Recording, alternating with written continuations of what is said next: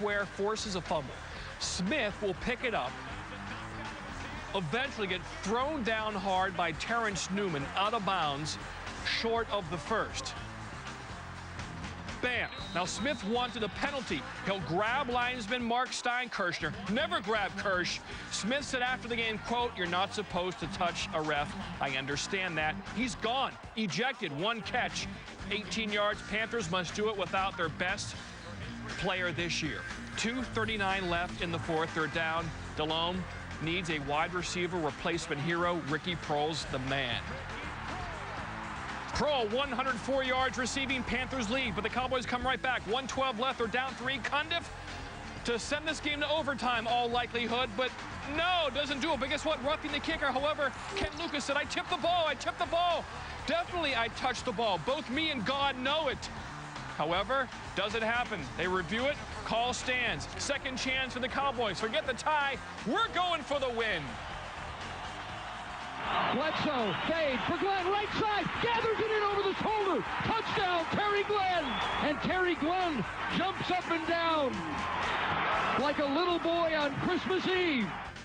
Winner, winner, Christmas turkey dinner. Cowboys win. They're still alive. Coach Parcells, proud of his team's fight. We did a good job today, hanging in there, fighting. These kids have fought pretty much all year. You can say what you want about them. We're not the best team in the league, but they fight pretty hard. One extreme to the other. You go down, you get up on them. They did have a lot of time, just felt confident we'd stop them, and then the whole field goal fiasco type deal. And it's football. That's why you got to play till the end. And they made more plays than we did, and you know, we just got to come back and try to play well next week in Atlanta. NFC South going right down to the wire. The Bucs clinch the NFC South with a win over New Orleans or a Panthers loss at Atlanta. Bucs also clinch if both teams tie next week. Panthers clinch the division with a win over the Falcons and a Bucs loss or a tie at home against the Saints. Panthers clinch at least a wild card if they take care of the Falcons or just tie them in Atlanta next weekend. Giants clinch the NFC East if New York wins at Washington. New York beat Washington 36-zip in October. Redskins first possession, Mark Brunell, screen pass, Santana Moss, 17 yards, Skins lead 7-0. Giants get a field goal and an INT for TD to take a 10-7 lead. Brunell responds, play action, deep for Moss. Underthrown, Moss adjusts, 59-yard touchdown. He had 5 catches, 160 yards, 3 scores. Another look, Will Allen doesn't see the ball. Moss does. See this, Redskins up 14-10. Second quarter, 2 plays after an Eli Manning interception. Clinton Portis the pitch, and then he goes option pass to Chris Cooley. 17-yard touchdown, and the Redskins up 21-10. Final half minute of the first half, Manning. 23 of 41, 244 yards, 25 here. Plaxico Burress to Amani Toomer, just the way Coach Coughlin drew it up. Play reviewed, you see what they saw. Concentration isn't just a board game. Toomer, great job. Giants trail 21-17 at the half. Opening drive, third quarter. Brunell sacked by Nick Greisen.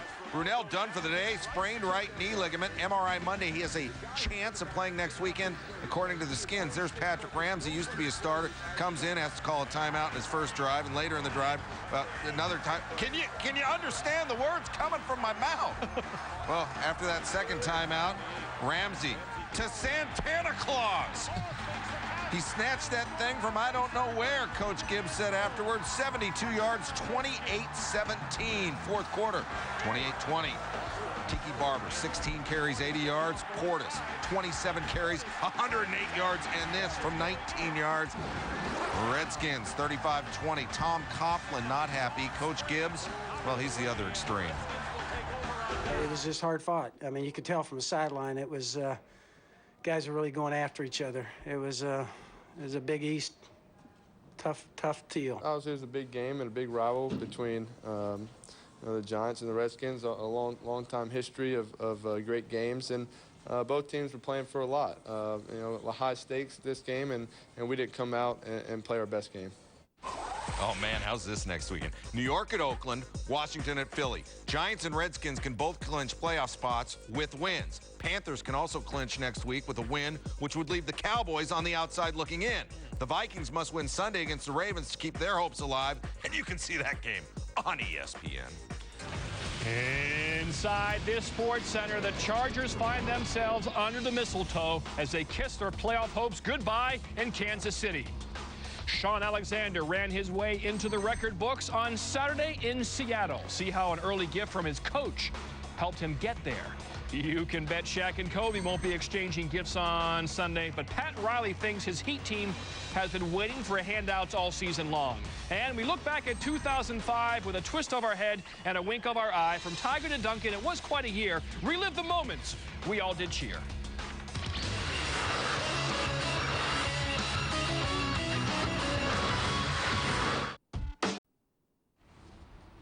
Seattle was playing for something. Indianapolis was playing for someone. The Seahawks looking to capture home field advantage. The Colts looking to ease the pain of an unbearable loss suffered by their head coach.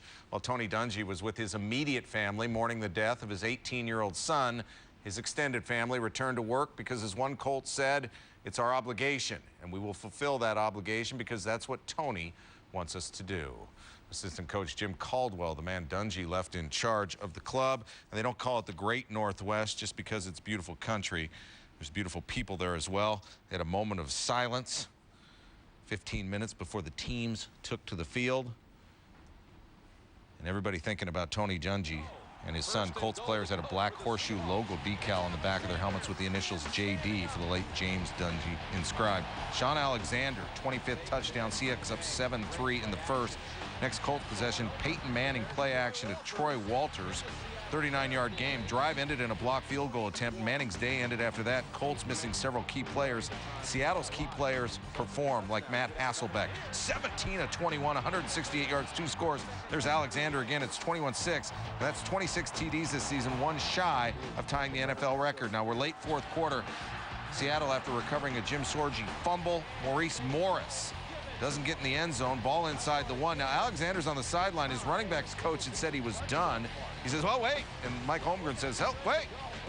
And Alexander finally will come into the game. Hey, and this game was still in reach against Indianapolis. And the record in reach for Alexander. Next play, he runs it in. What do you think? Mike had said if they go under 5 minutes, he was going to take me out. And I was like, well, okay. I said, I'm cool. And then Mo takes it to the 1, and I'm just kind of looking over there just laughing like, Mike looks at me like, here we go again. The crowd really wanted this, and our line was all pumped up. So, you know, I'm glad it happened. 27 touchdown, ties Alexander with Priest Holmes for the most in a season, and he passes some pretty good running backs, Marshall Faulk and Emmitt Smith. Seahawks win the ball game. Alexander gets the record. 28-13 final. Andre Kramer was in the Great Northwest. The hope was that once the Colts took the field, they would focus solely on the game and not the tragedy that beset the Dungy family this week. But that was impossible for a team so devoted to its head coach. At what point, if at all, during the game did you think about Coach Dungy? Well, I thought about him the whole game, you know, coming in and warming up, and just the usual. You see Coach Dungy and hearing his voice, you know, going out there before we go out and play. You ain't never going to forget, you know. You just go out there and play. You just do your job. And I don't think nobody around can say, okay, you forgot about this or forgot about that. That's not something that you can, that don't even happen. It was different, you know, a lot different, not seeing him on the sideline, not seeing him in chapel last night. You know, it's tough not having him around.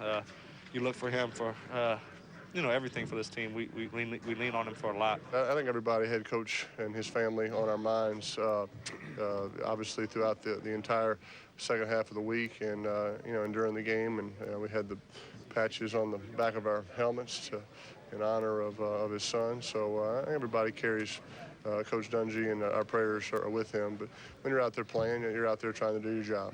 Tony Dungy called team president Bill Polian in the post-game locker room. Polian told me Dungy got choked up when he talked about how proud he was of the team and that they gave great effort. Dungy said that watching the game while it was hard gave him the best feeling he's had since the tragedy, that it was a great break for him, and he was looking forward to seeing his players on Tuesday. Peyton Manning told me that Tuesday's funeral, which the entire team will attend, hopefully will provide some closure for the players, and most importantly, the necessary support for Tony Dungy. In Seattle, I'm Andrea Kramer, ESPN. From spoiling the Colts' undefeated season to out of the playoffs, that was what faced the San Diego Chargers on Christmas Eve in raw Kansas City. Working against them, the weather, LaDainian Tomlinson's chest injury, Arrowhead Stadium, and the hungry Chiefs, who are hanging on to their postseason hopes by their fingernails. Larry Johnson doing his best to keep those fingernails strong and sturdy. Came in with 7 straight 100-yard rushing games. First quarter, 2nd and 5. Here he goes again. 32 carries, 131 yards, 8th straight 100-yard game. Only 5 backs in history have had longer streaks than that. That's how good that streak is. Then 1st and goal from the 4. Touchdown. 17 rushing touchdown for Johnson. 17 this year. Kaiser Chiefs up 7-0. Later in the first, Drew Brees. He needed protection to make this throw, and to complete this play, he gets it and finds Antonio Gates. 7-7. We have a ball game. Late second out. After a Green touchdown pass, Sammy Parker, Chiefs up 14-7. Now 1st and 10. Green. This time to Johnson, out of the backfield. Stay in bounds, stay in bounds, stay in bounds. 28-yard touchdown. After a mixed extra point, it's 20-7 Kansas City. Watch it again as Johnson stays in bounds. He's powerful. He has great feet. Of course, he's a great athlete as well. Let's go to the 3rd quarter. Chargers down 20-7 as Johnson celebrates. 1st and 10 on their own 29. Tomlinson, again, chest injury. No touchdowns for his 4th straight game. No 100-yard game in his 4th straight game. Just 49 yards in this one. 15 carries. That's one of his better ones. Later, Brees looking for Tomlinson. Chargers need something. Patrick Surtain, interception. Stay classy, San Diego. Kansas City barely hanging on. Chargers hoping the Steelers and Jags would lose. Well, Jacksonville clinches a playoff berth with a win at Houston. Jags haven't been in the 2nd season since 1999. First quarter. 1st and goal. LeBrandon Tofield had 3 touchdowns on 4 carries. Game was tied at the half. 4th quarter. Jags up 17-13. David Carr 19-29, 295. Andre Johnson beats Terry Cousin. Johnson, 7 catches, 119 yards, and Texans up 20-17, and Reggie Bush is slipping away from the franchise. Jags respond with 3 touchdowns in the final 9 minutes. Fred Taylor breaking tackles, 22 carries, 101 yards. Remember, Houston beat them last year late, killed the Jags' playoff hopes. Texans missing tackles, fans chanting, Reggie Bush, Reggie Bush. Jaguars go on to win 38-20. Steelers have the Browns and Lions to finish their season. Beat them both. They're in the playoffs as a wild card. First things first, the Browns in Cleveland. There's Ben Roethlisberger, 20-3 as a starter in his career. There's the bust. Didn't play much. 7 carries, 24 yards, touchdown there. Willie Parker went over 1,000 yards for the Steelers in this game. He had 130. Roethlisberger to Hines Ward. 2nd place for Ward in Steeler history for touchdown receptions. He passes Lynn Swann. Meanwhile, the Steeler defense had 8 sacks, 3 for Joey Porter, 2 for Kiesel, 1 for Higgins, 1 for Foote, 1 for Townsend. Steelers in great shape for the wild card. Now, the wild card picture, the Jags have clinched one. The Steelers control their own destiny. They beat the Lions at home on New Year's Day. They're in. The Chiefs barely alive. They need to beat Cincinnati at home, have the Steelers lose to the Lions, and also they need San Diego, now eliminated from the playoffs, to lose their final game. They're home to Denver. And the last week in Denver will likely rest everyone. Now to Ed Werder, back in the slop of Arrowhead that did in the Chargers. Larry Johnson's mud-stained uniform reflected his proficiency Saturday. 6 days after defeating the unbeaten Colts indoors, the Chargers were unable to function in sloppy conditions against the Chiefs. In their first bad weather game of the season, the Chargers suffered the same fate as the previous 17 opponents visiting Arrowhead Stadium in December.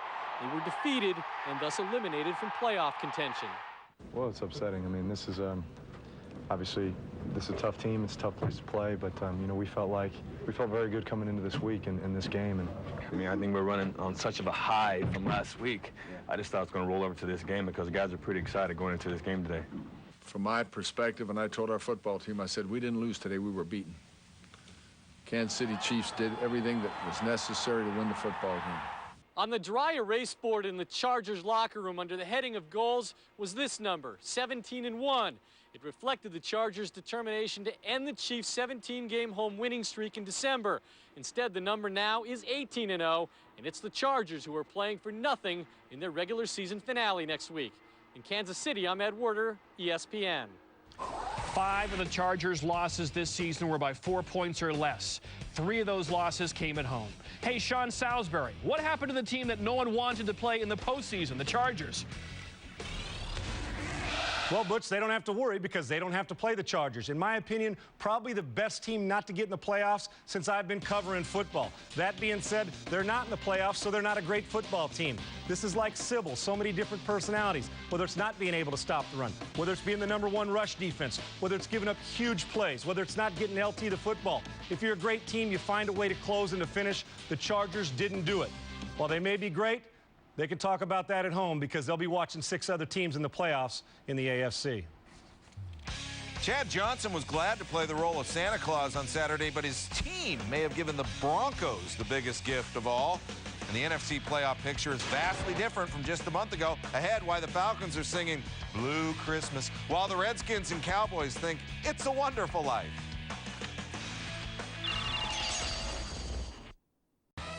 The Bengals clinched the AFC North. Apparently were unaware that a first-round bye was still available depending on how they finished the season. Cincinnati hosting Buffalo. Where's Bootsy? Second quarter, Bengals down 6. Carson Palmer, Chad Johnson with reservations for 6. And once he reaches the table, Johnson's big on self-promotion, and in this case, he's big on trying to upstage old St. Nick. And at least he's in the giving mood this time. Pulls out the big red bag, and he's throwing out autographed memorabilia to all the fans. Johnson, 9 catches, 117 yards. Okay, we can live with that. Yeah. Third quarter, Cincinnati now +4, and they're in the giving mood. Terrence McGee set a club record with 3 kickoff touchdowns last season. Gets his first this season. 99 yards. The Bills up 20-17. They haven't won on the road all season. And then McGee becomes the first player in NFL history to return a kickoff and an interception for a touchdown in the same game. I can't even explain how I feel. That's what McGee said afterwards. Hey, the Bengals could say the same thing. Buffalo, 37-27. That Bengal loss was great news for Bronco fans. That means a win against the Raiders gives the Broncos the division and the 2 seed, which gets them a first-round bye. Jake Plummer, Rod Smith over the middle in the second. Now, by this point, Denver had saw the scoreboard that says the Chargers lost. They knew they had won the AFC West, but they really want that bye.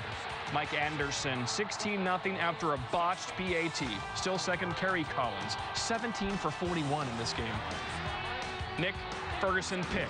Broncos go on to win, and the Raiders did not beat a division foe for the first time in the Al Davis era. So the 2 seeds in the AFC have been locked up. Colts 1, Broncos 2. The battle for the 3 seed is still up for grabs thanks to the Bengals' loss to the Bills. If the Patriots lose one of their final 2 games, then Cincy gets the 3 seed. But if the Pats win out and the Bengals lose next week in KC, the Pats get the 3 seed, which could set up a Pats-Colt AFC championship game down the road. All right, SportsCenter Reset. Our top stories and the NFC playoff invites up for grabs. We begin Atlanta at Tampa. Falcons eliminated with a loss. Bucs, no room for error. Overtime almost over. Matt Bryant, 41 yards. Game over. Buccaneers 27-24. Tampa Bay wins the NFC South and beats New Orleans next week. Atlanta out. Dallas at Carolina. Cowboys, no room for error. Panthers clinch a playoff berth with a win. Final 30 seconds. Bledsoe to Glenn. Cowboys win 24-20. Panthers blow a golden opportunity. Cowboys alive. New York at Washington. Giants clinching NFC East with a win. Redskins, no room for error. Patrick Ramsey in for an injured Mark Brunell. Santana Moss, unbelievable day. 3rd touchdown. Skins, 35-20 winners. They can clinch a playoff spot with a win next week over the Eagles. Giants need to win at Oakland. Just one of the 6 NFC playoff spots has been secured. Seahawks, home field advantage throughout the NFC. Bears will clinch the NFC North and a first-round bye with a win Sunday against Green Bay. Tampa Bay can win the NFC South by beating New Orleans next week. The Bucs ending the playoff hopes of Atlanta on Saturday. And John Barr begins our NFL whip. In a wild overtime finish that featured a blocked Atlanta field goal and then a missed Tampa Bay field goal, it was Bucs kicker Matt Bryant who had a shot at redemption. Bryant's 41-yarder in the closing seconds of overtime was the 2nd time this year he's kicked the game winner against Atlanta.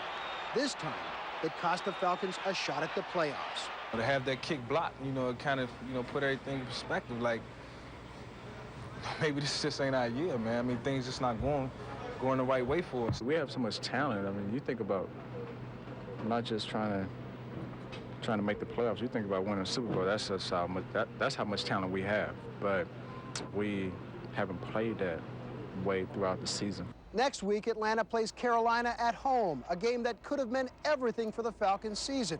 Now Atlanta will just try to avoid going 8-8. If that happens, the Falcons as a franchise would still never have consecutive winning seasons. In Tampa, John Barr, ESPN. When he relieved an injured Mark Brunell in the third quarter, Patrick Ramsey had not thrown a meaningful pass in a game in 2 months. And just like that, Ramsey caught the Giants inexplicably in single coverage on the explosive Santana Moss. I watched the safety roll from my hash to the middle of the field, and I was like, oh, man, this is like, you know, stealing from a baby. I mean, it was like when I seen it happen, my eyes got big. I got to tell you, if there's anybody got better long ball reaction than that guy, that to me, he turned around and snatched that thing from I don't know where. We're determined to win. I think that's it. We have a amazing determination right now. We want to be in the playoffs. We want to win games, and that's what we're doing. After the game, Clinton Portis said that it was in a team meeting about a month ago when head coach Joe Gibbs told his players, I'm putting this on you. That's why we're in this position, said Portis. And this position happens to be win next week in Philadelphia, and the Redskins are in the playoffs. At FedEx Field, Sal Palantonio, ESPN. After a season full of missed opportunities, losing 4 winnable games in the fourth quarter or overtime, the Cowboys finally caught a break. Kicker Billy Cundiff missed a 33-yard game-tying field goal, but a running into the kicker penalty gave the Cowboys a second chance, which they turned into a game-winning touchdown. I think this team's got a little spunk to it, I really do. Now, I know we've had some ups and downs, but I told you I like them, and I do. They doubt us all the time, so you know, yeah, we've missed some opportunities in the year, and you like to have them back and stuff like that, but you can't sit around and listen to people that are, you know, doubting us. We got to go out there and play our own games the way we know how to play them. We won close ones, we lost close ones, then last week we got blew out, then we come here to play a real good team that I think everybody wrote us off. And to come out and get a victory like that, to keep our playoff hopes alive, you know, it was very emotional for me. How determined were the Cowboys? Terry Glenn says he dislocated his thumb in the first half, but he stayed in the game and caught the winning touchdown pass. Drew Bledsoe called Glenn's play courageous and says despite the injury, that's a catch he trusts Glenn to make. In Charlotte, Bob Holtzman, ESPN. All right, you heard it after Saturday's comeback. Coach Parcells, I think this team has a little spunk to it. I know we had up and downs. I like him. I do. But does he like them enough to coach them next season? ESPN's Chris Mortensen reporting that the 64-year-old Parcells may turn his back on a contract extension and turn in his retirement papers. I don't know where these guys, you got these media guys or something.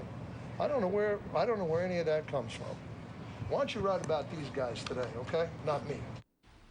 Coach Parcells lost a brother to cancer in November. According to Chris Mortensen, that loss is one of the events that has the coach thinking about retirement. Parcells is in the 3rd year of a 4-year deal.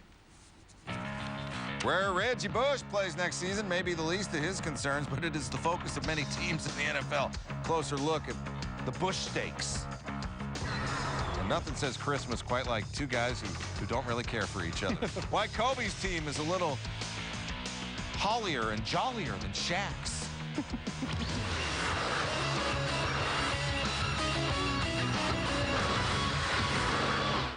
Niners need a loss to keep pace with the Texans for worst record in the league and the first shot at Reggie Bush if he turns pro.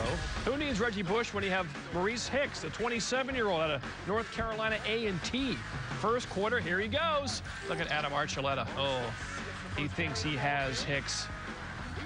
Hicks says you'll get nothing like it. 73 yards. He had 10 carries in this game, 109 yards total. Now to the 4th. Niners still trail. Their fans want them to lose this game. They want Reggie Bush. Frank Gore, the 3rd-round pick out of Miami last April. Look at him, 2nd TD of the day. This means that the Texans control their Reggie Bush destiny. An unreal finish between the Lions and Saints, and I'm not just saying that to keep you from grabbing the remote. Second quarter, scoreless. Todd Bauman hands off to Aaron Stecker, fumbles. Sean Roger picks it up, and he gets by with a little help from his friends. And he gets into the end zone with help, 7-0 Lions. All right, 4th quarter, final 37 seconds. Saints up 2, 4th and 17 to the Lions. Joey Harrington jump ball, and Roy Williams comes down with it.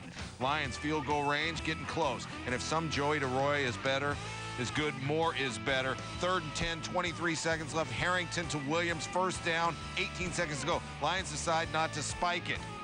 Field goal unit races onto the field because this is kind of the way the season has gone.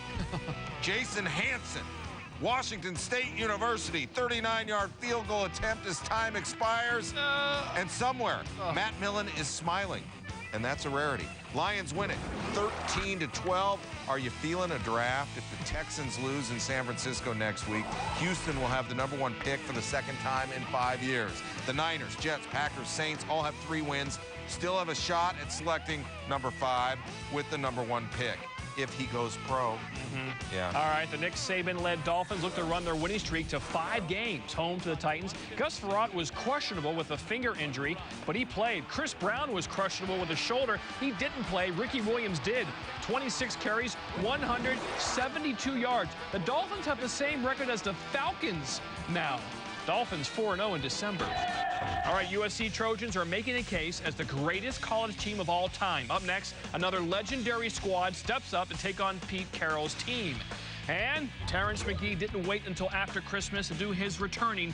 Hear how the day in the NFL sounded when we pump up the volume next. There goes Willie Parker. He's coming to the near sideline. 20, 15, 10. Touchdown, Pittsburgh. An 80-yard run by Willie Parker. Class, what did we learn on Saturday? Seahawks clinched the top seed in the NFC. Denver clinches a first-round bye, hosts a home game on the AFC side. The Jags invited to the playoffs for the first time since 1999. San Diego and Atlanta defeated, deflated, and denied a second season. They are allowed to pump up the volume.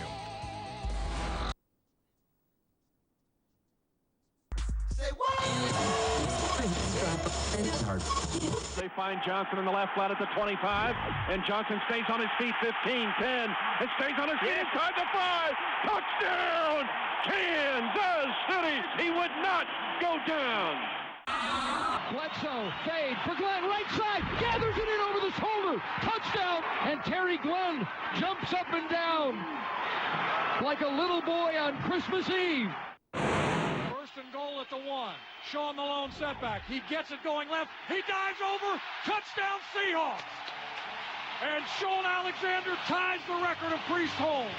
27 touchdowns in a season. And here's the snap. It's down. The tee was picked up. Block! Picked up. The Bucks have it at the 30-yard line. Tampa Bay has life. Yes, Virginia. There's a Santa Claus. The snap low, dug out, here's the kick. Bryant's got the leg, he's got the leg, he's got the leg! Bucks win! Bucks win! Bucks win! In overtime! 41-yard field goal, Virginia. Sanders on his way. Don't matter where you live. These 6 teams are the masters of their fate, the captains of their soul. Win and they're in the playoffs. Bears first in line. Beat Green Bay Sunday, they take the NFC North and earn a first-round bye. If Chicago loses, it risks missing the playoffs entirely. 'Twas the night before Christmas, and all through our show, we promised to look back. Now you'll wait no mo. 2005, the year in review for your viewing pleasure when the commercial break is through.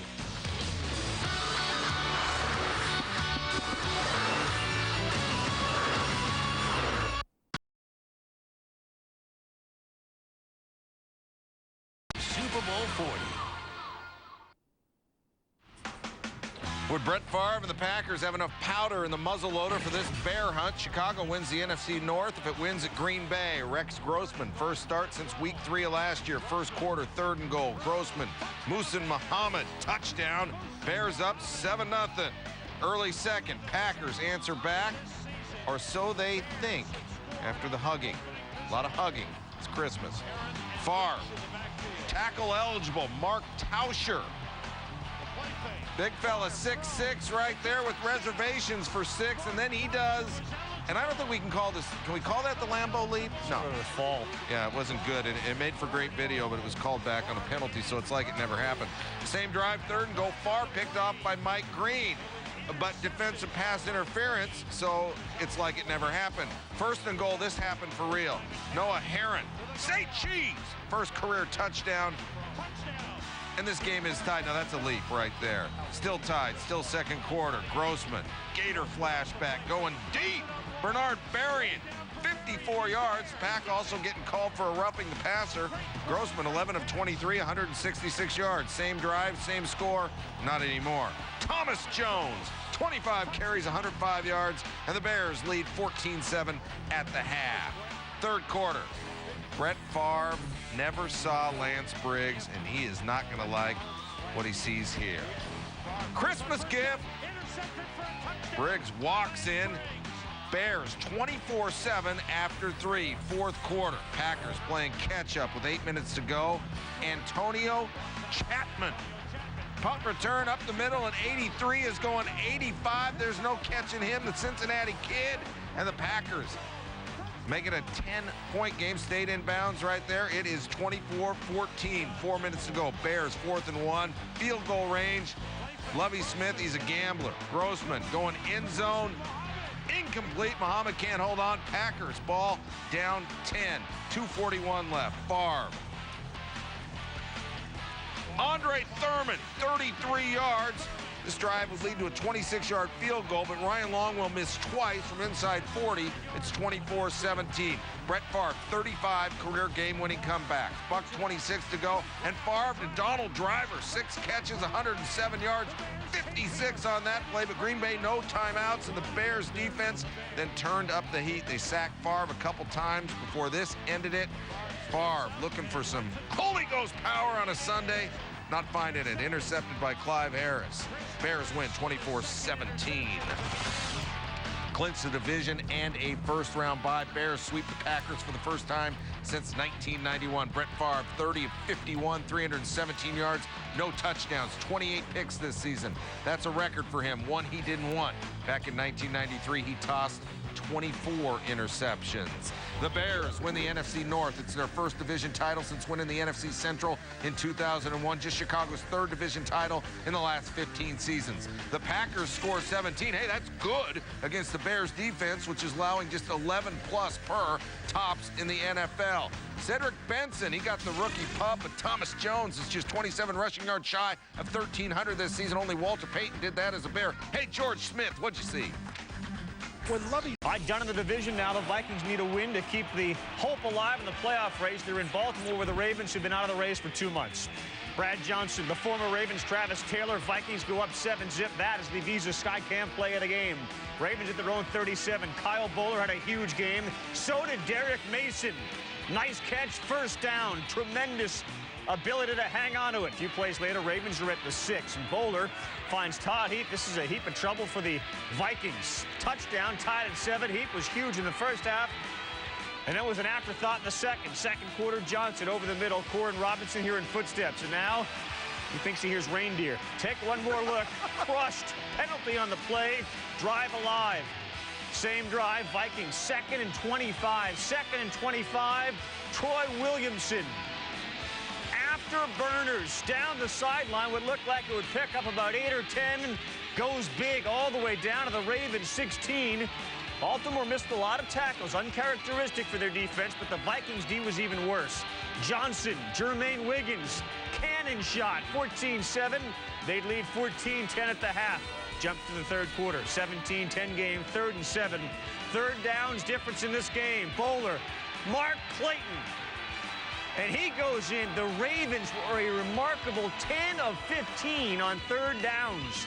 Later in the third, it's 3rd and 13. Bowler, Mason, got it. Mason went for 9 catches and 103 yards, both season highs. Last quarter, same drive. Bowler, you want to buy a pump fake? Look at everybody coming. About face. Who's open? Mason. Bowler went 24 of 34 for 289. Ravens up 24-20. Vikings seeing their playoff hopes go down the tubes. 27-20. Thomas. The forced fumble. Anthony Weaver recovers for the Ravens, who hang on and win it by a score of 30-23. Bowler was huge. Mason outstanding. And with this, the Vikings are done. There will be no postseason. The big winners, the G-Men. They can win the NFC East if they can beat Oakland at Oakland Saturday. If they lose, they can still claim the division if the Redskins lose at Philadelphia on Sunday.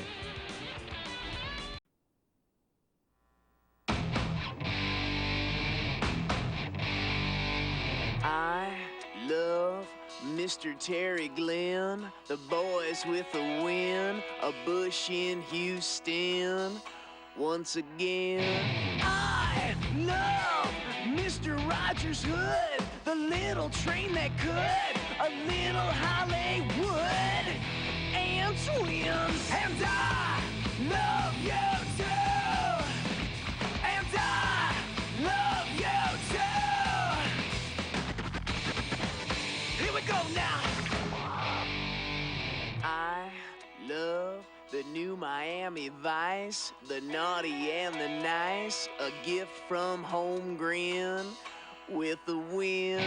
I love playing Santa Claus, showing who's the boss, parties with a toss, scores again. And I love week 16, and I love you too, and I love you too, and I love you too. Here's the football!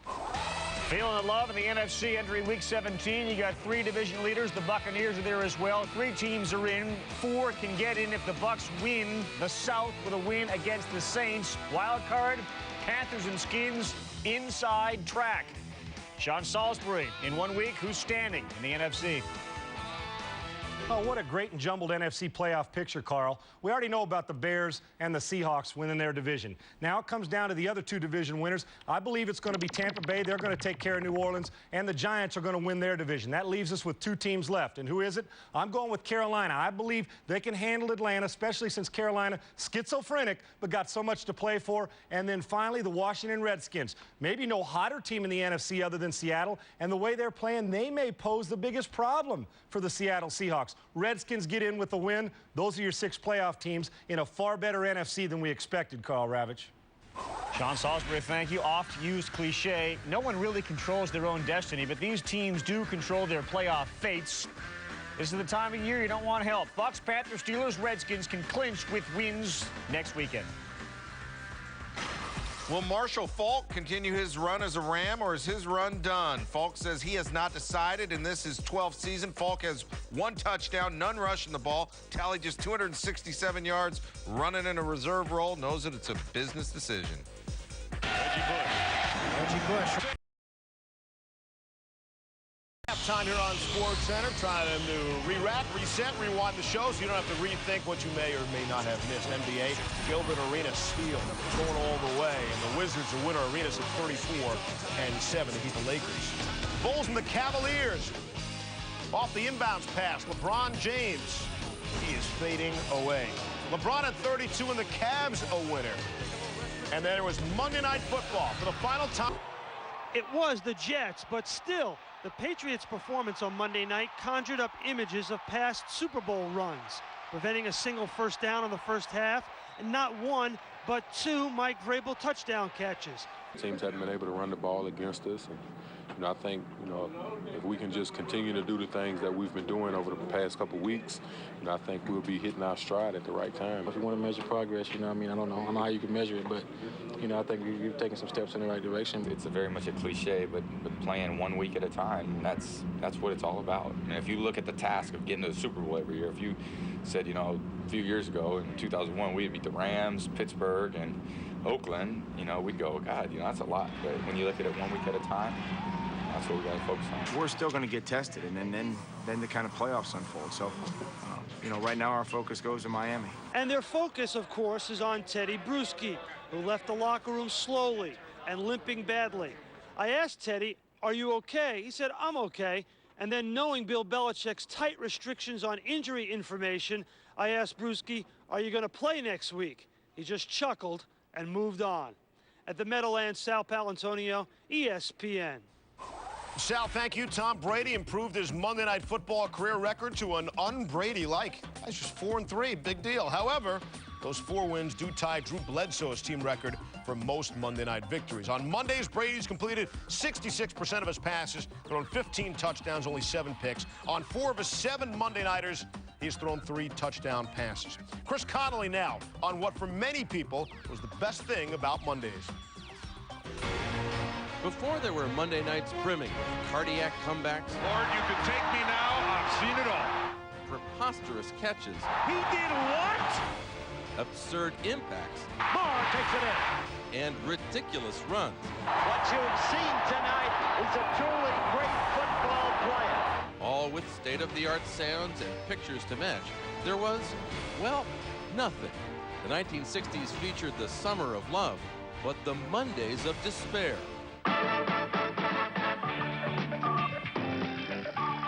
Good evening, everyone. I'm Howard Cosell, and welcome to ABC's Monday night primetime National Football League television series. All that changed in the fall of 1970, when ABC took the dreariest night of the work week and turned it into a bright lights, big deal football spectacle, kicking off 36 years of appointment television that has consistently showcased superstars, sensational performances, and a whole lot of showbiz in the booth and beyond.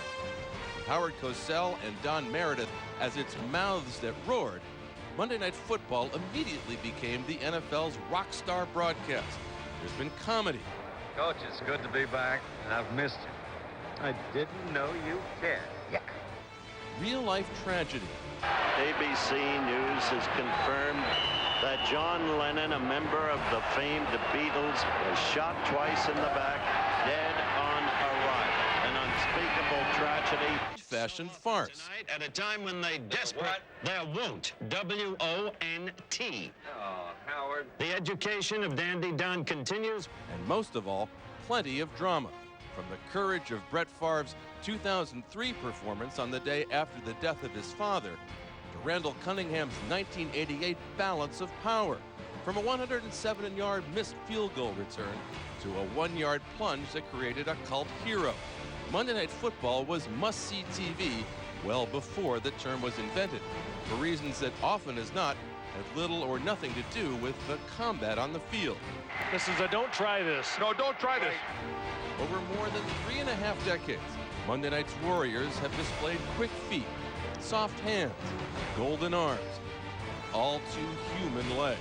O'Donoghue has missed from 19 yards. So before the torch gets passed to ESPN next season, we salute 36 years of Monday Night Football on ABC, where every game became an event, where pro football conquered pop culture, and where the work week's woeful start instead became a crowd-rousing throwdown of on-the-field hits, misses, and miracles. Well, the good news is it will continue on ESPN next year. A few notables. The first game in 70, again, 31-21. Last one, 31-21. Jets on the losing end of both. Most frequent matchups, Cowboys, Skins, Broncos, Raiders, who each played 14 times. Rice scored the most touchdowns with 36. The highest rated game, Bears, Dolphins, 1985, 29-6. In TV jargon, that's a lot of people. We'll roll on. Monday Night Football was born September 21st, 1970. The other big sports story that night, rookie Vitor Blue pitched a no-hitter. You know, for 12 years they tried Monday Night Baseball. Just wasn't the same. No sport has ever owned a night the way the NFL took ownership of Monday night. And as I said, the good news earlier, it's going to continue next year right here on ESPN. Gone, not dead. Not sure which team's going to play in that Monday night opener. The Jets fans hope it won't be theirs. If so, they lose 31-21, the same way they did back in won't be the Jets. 1970 and the last time in 2005. So with that, how about these top 10 plays in the history of Monday Night Football? As Steve just said, it was Mike Vrabel in 05. In 2000, another unlikely receiver. Fake to Martin, then a dump, and it is juggled and caught by Jumbo Elliott. Jumbo and the Jets helped them rally from a 30-7 deficit. They win 40-37 in OT. Those are big eyes there. Coming in at number 9, December 2003, the inspirational effort, Brett Favre, 399 yards, 4 touchdowns, all while dealing with the grief over the passing away of his father. Favre moved into second place all-time touchdown passes. Number 8, Monday Night Memory, November 30th, 87, the big boy, Bo Jackson. 91 yards, and he kept on going and going and going on into the tunnel, the 91-yarder, the second longest run in Monday Night Football history. Number 7, October of 1988. The ever-elusive Randall Cunningham. Go right there. Jimmy Giles, the receiver. Ladies and gentlemen, Randall Cunningham is a ready for prime time player. That was special number 6, 1978 special game for Joe Washington of the Colts. Goes to Washington, and he can pass. He has a man wide open. He's got Roger Carr. Joe Washington, 54-yard Baltimore touchdown. Open is Washer. Oh, that was pretty. That is Joe Washington. Look at this. That is Joe Washington. He stays on his feet. He has great speed. That is Joe Washington. Oh, how could it happen? What a football game this turned out to be. To believe Joe Washington's night. You couldn't have a greater football game. At number 5, almost 2 months to the day later, Earl Campbell took it over. On 2nd and 8, Campbell just outruns everyone to the right. And look out. He's gone. He may take it all the way. 80-yard touchdown. This is over. What a show this man has put on tonight. What you've seen tonight, ladies and gentlemen, is a truly great football player. Like trying to tackle the truck, bringing that guy down. Number 4, December of 1985, the last undefeated team, the Dolphins, ended that Bears 12-0 start, the highest-rated Monday Night Football game ever. Dolphins won it, put up 38 against the league's toughest D. The Bears, though, go on to shuffle their way to a Super Bowl. Number 3, September 30th, 2002, Chris McAllister fields the fake field goal, got an enormous block from Ray Lewis, and he would be gone for what at the time was the longest scoring play in NFL history, 107 yards. The Bears' Nathan Vasher would break that record. He had a 108-yarder this season. Missed field goals leading to touchdowns. Meantime, number 2, January of 83, 10 men on the field. That didn't stop. Touchdown, Tony Dorsett. No fullback, great moves. Dorsett stayed in bounds, push him out 99 yards. Longest touchdown run in NFL history. Coming in at number 1, November 6, 2000, Brett Favre. Film that scene in a movie and make it look that good. Favre to Freeman, 48 times they've combined for touchdowns. Never with any more drama than this. And it is another manic Monday.